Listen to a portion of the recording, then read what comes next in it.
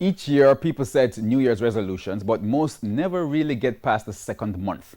This evening, a psychiatrist says the problem is that persons don't normally set realistic resolutions. TVJ Shamala Pullen tells us more in this evening's health report. The health report, it's a new year, and with it comes resolutions from people seeking to make changes to their lives.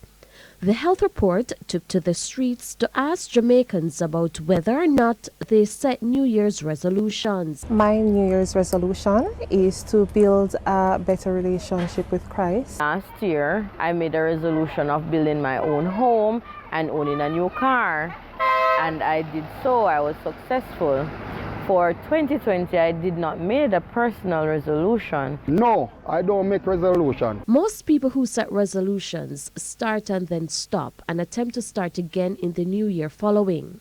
It goes to show that achieving the resolutions takes time and work. Consultant psychiatrist Dr. Earl Wright says while these resolutions are personal, if they're to be achieved, the targets must be realistic. Exercise so you can feel better about yourself. Jobs, whether you want to move on from a job or get a better job that's paying you better, whether you want to go to a class that you can increase your education level, things that will make you feel better.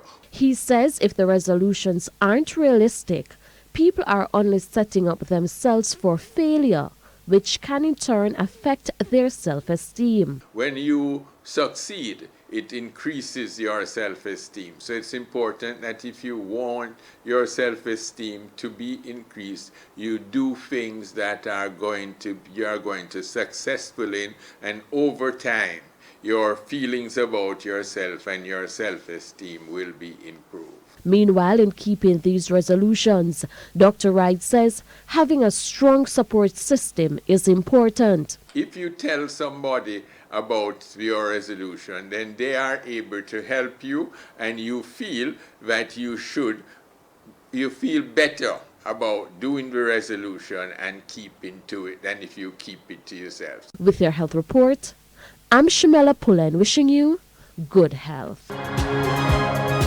The health report